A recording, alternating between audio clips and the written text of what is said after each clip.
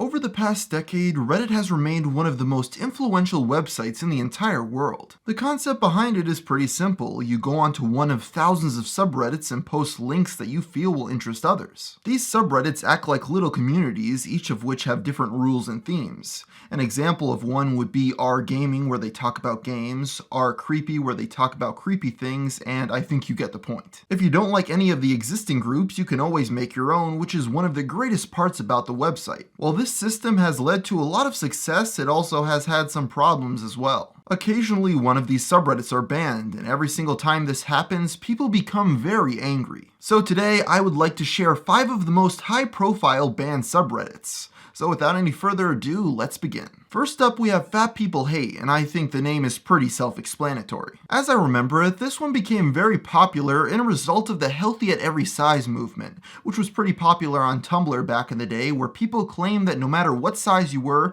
even if you were morbidly obese, you can still be healthy. The destruction of this scale is dedicated to all of the women whose lives have been ruined and ruled by it. This is for us, ladies. I'm tired of you stealing my life. I'm tired of you making me feel if I'm good or bad. I'm tired of you deciding how my day is. No more of you deciding my life. No more of you stealing life from me. This is it. I take back my life. Whenever a group goes to an extreme, such as claiming that your weight has no impact on your health, there's always going to be a backlash, and this was exactly the case here. Not only did they call out the healthy at every size movement, but they also simply made fun of obese people. I only ever visited this subreddit once when it was around, and honestly all I remember were pictures of overweight people with Redditors calling them disgusting in the comments. That's it. On June 10th, 2015, Reddit announced that they were closing down Fat People Hate because of harassment. Many were outraged, claiming that Reddit was being hypocritical because there were other subreddits that were harassing people much more than them that didn't get banned. They claimed that Reddit was just using this as an excuse to close down a subreddit that they didn't like, and you'll see that this is an ongoing theme. Next up, we have what might be the first high-profile subreddit to get banned. Jailbait. The whole point of this one was to post pictures of scantily clad underage girls, but since there was no nudity, it wasn't technically illegal, although disturbing to many. This group was created by Violent Acres, and many people may recognize that name since I placed him on my Internet Hall of Fame. He may be one of the most infamous trolls ever to grace the web. While many were there to sexualize teens, others were just trolls trying to push the limits on free speech. As Reddit grew, more people started calling out their most controversial subreddit, and eventually they had to shut it down in 2011, ending the era of Reddit's unwavering commitment to free speech. For number 3, we're at R Beating Women, and yes, it's exactly what you think it is. I never even dared going on it when it was around, but using the Internet Archive, I was able to pull up a screenshot of the page. The sidebar read, "Get and give advice on what to do about backtalk."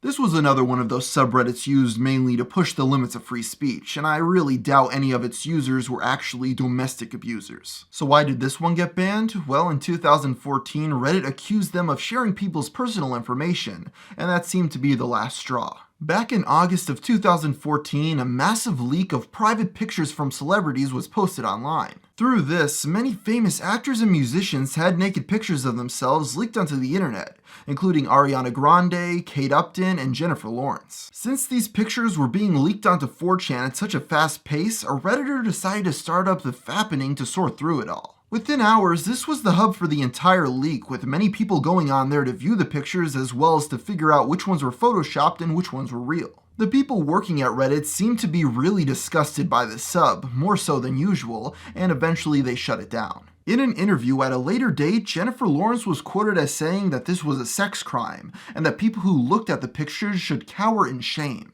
Finally, we're at the latest community to be shut down by Reddit, which is r-alt-right. In the past year, the alternative right has really taken off. And while many people argue what the movement's all about, everybody seems to agree that they're not very pro-immigration. Along with 4chan, Reddit has a decent number of users that would consider themselves part of this movement. On February 1st, they were in for a rude awakening when they found out that their subreddit had been deleted. It appears that some of its users were trying to leak personal information of people that they didn't like, which of course got them banned.